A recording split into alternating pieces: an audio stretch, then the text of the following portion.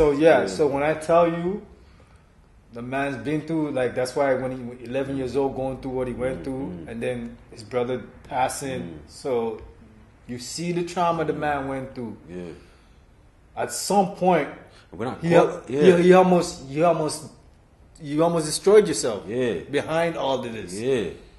What made you stop? How did you get a grip? Like I said, like, we don't glorify it, but we learn off our mistakes. So you just keep it more quiet, you know, start moving how you're supposed to move. And family man. Yeah, like, just, you know, you just have to know how to move, man. You know what I mean? Yeah. I think that's one thing. When we grew up in that lion's den of the blocks that all over the world that we come from, and then we step off of it, or we get older, we need to learn how to humble. You have to. Irregardless of the lion within you. Yeah. You have to humble. No doubt, bro. Because it's always somebody sicker.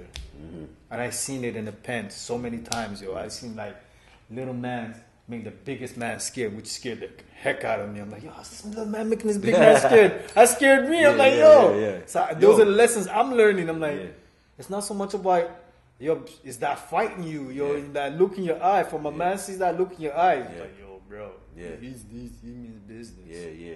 You know what I mean? Yeah, it's not about size no more. Like, I mean, when you're young and you get past a certain stage, that goes out the window, man. For sure. So basically, you wised up. You know what I mean? Because I asked you about that. I have a friend right now. One of the guys that I met on my way out. His name is Lamar Skeet. I don't know if you ever heard of him. Ammo. Yeah. He got locked up for first degree. Yeah. But when his trial came, during his trial, the only thing they talked about was his music. Okay. And it's funny because the music, he wasn't even really making music before he got locked up. He was just venting about life in a Don jail and did a track about life in a Don jail. Yeah.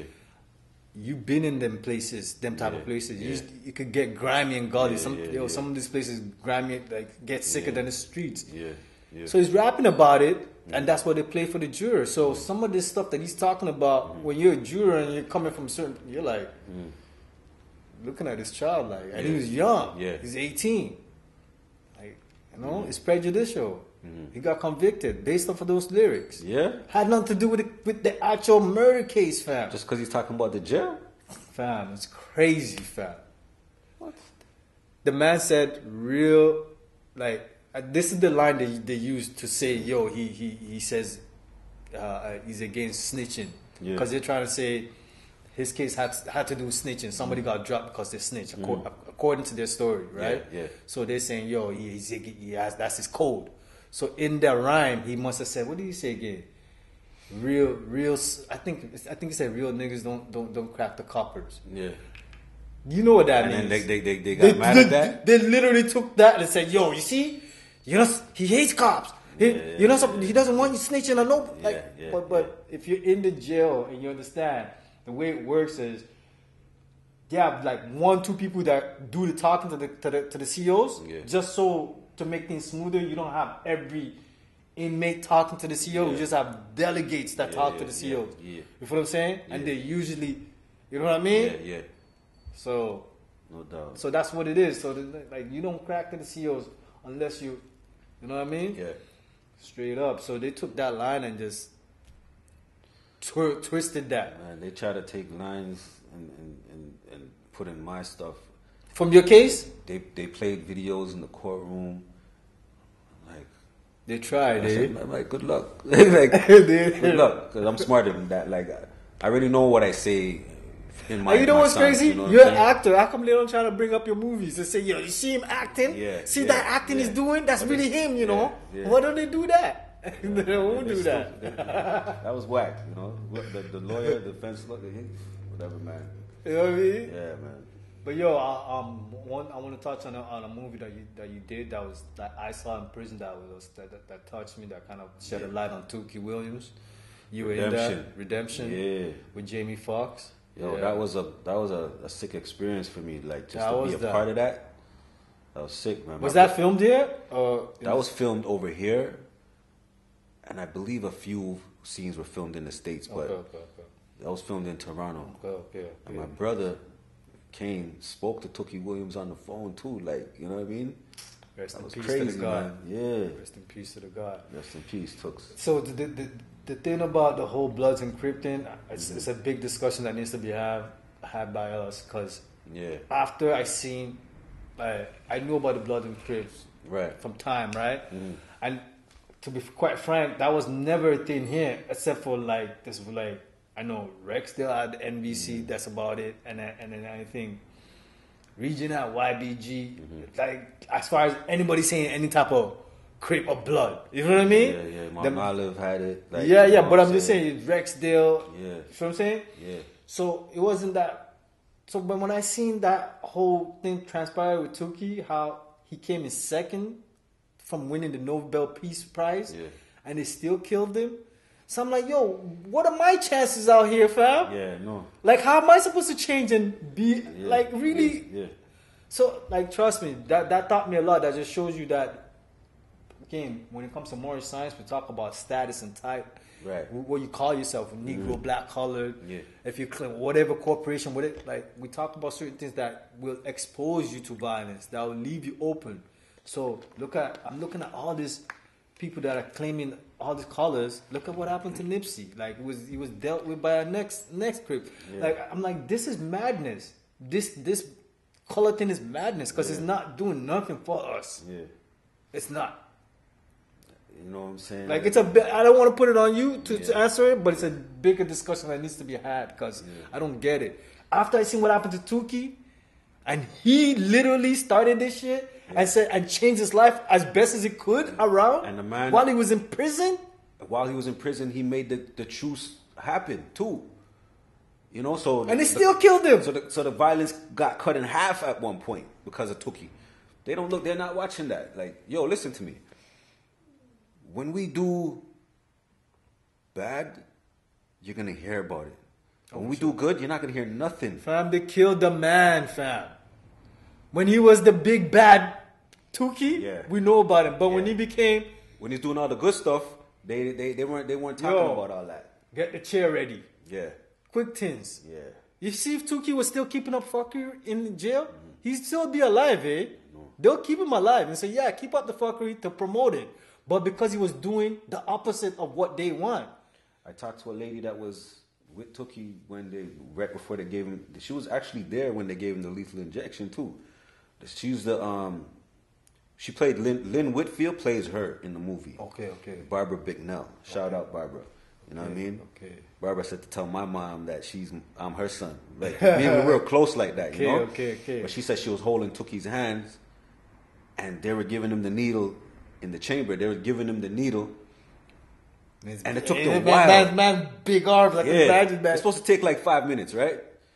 They were there like for 15, trying to find the vein, they're getting pissed off. Like, why are you doing this to the man? You know what I mean? Poking the man like crazy. And finally, they injected it where they were supposed to, and then Tookie just faded away, you know? It's crazy. I talked to her like the next day. I think the same night or the next day I talked to her, you know? That was an experience that I remember watching CNN. That was crazy, man. That was because Arnold Schwarzenegger could have did something. Not him.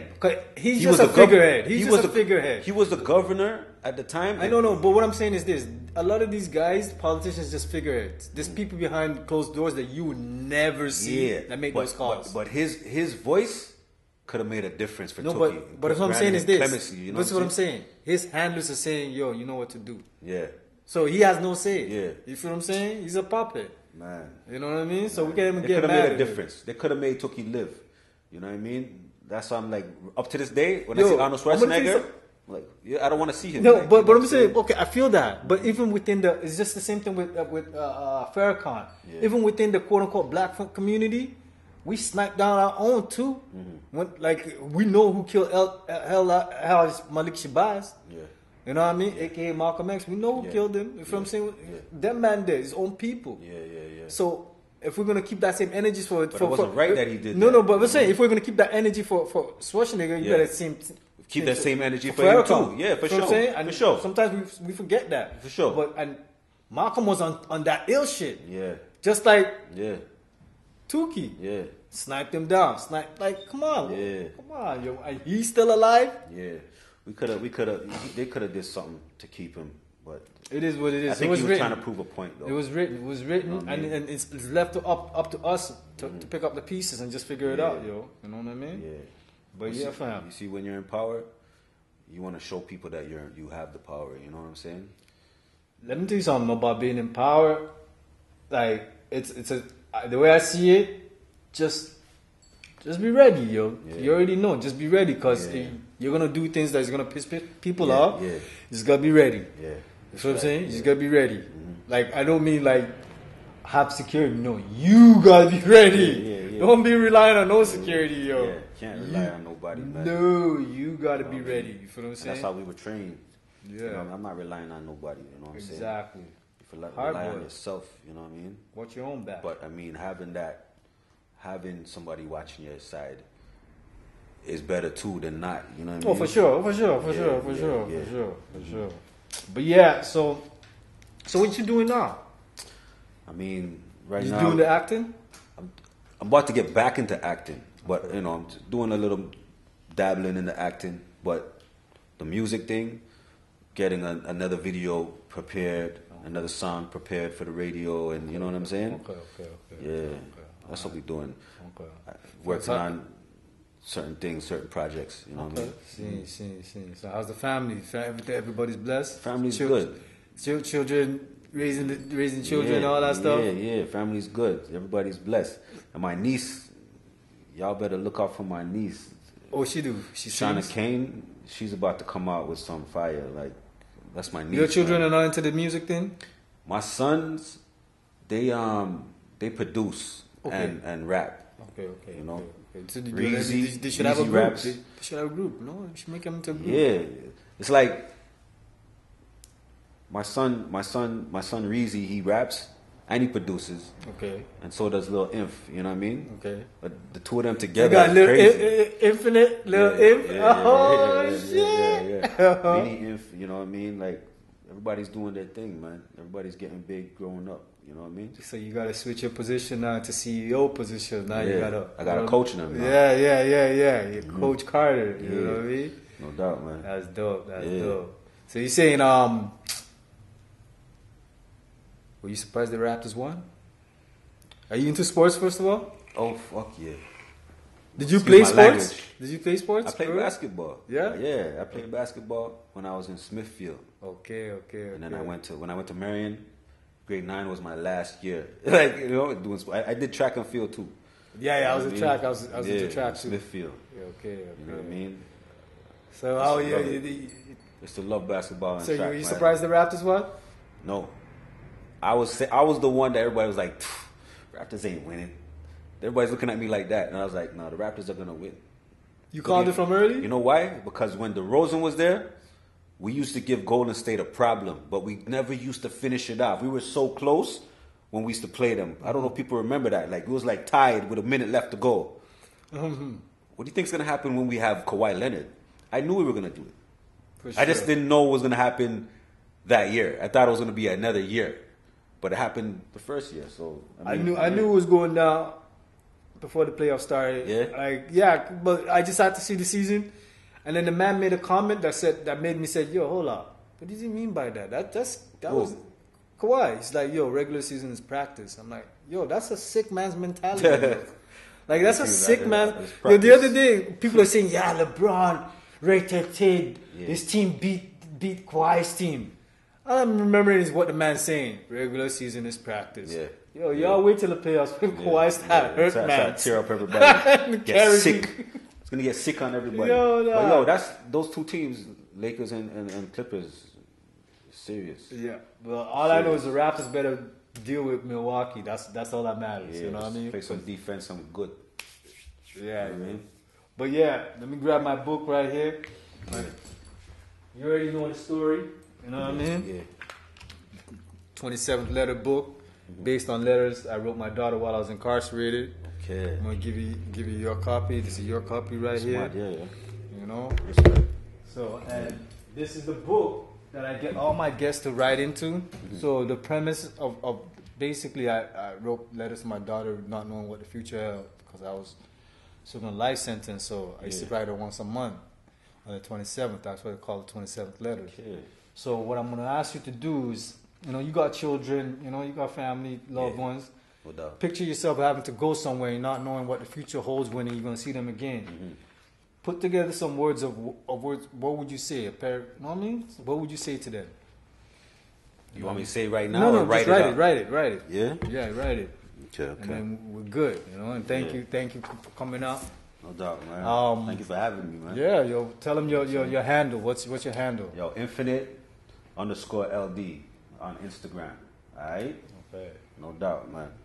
You can do the Twitter thing, it's like Infinite_LDC. You know what I mean? Okay. But like I said, I'm more like on Instagram. Alright? See. So you're just right. No doubt. You know what I mean? Yeah. Whatever comes to mind that you want to part on to your loved ones, your children, just not knowing guidance, whatever. You know what I mean? Like these words live by. These are the words. If you're gonna know something, these are the words I'm gonna give to you. Yeah, subscribe. For sure, man. Yeah, no doubt. And just date it and sign it. No doubt. You already know. Thank you for coming out. 27th Letter Podcast. See y'all. Peace.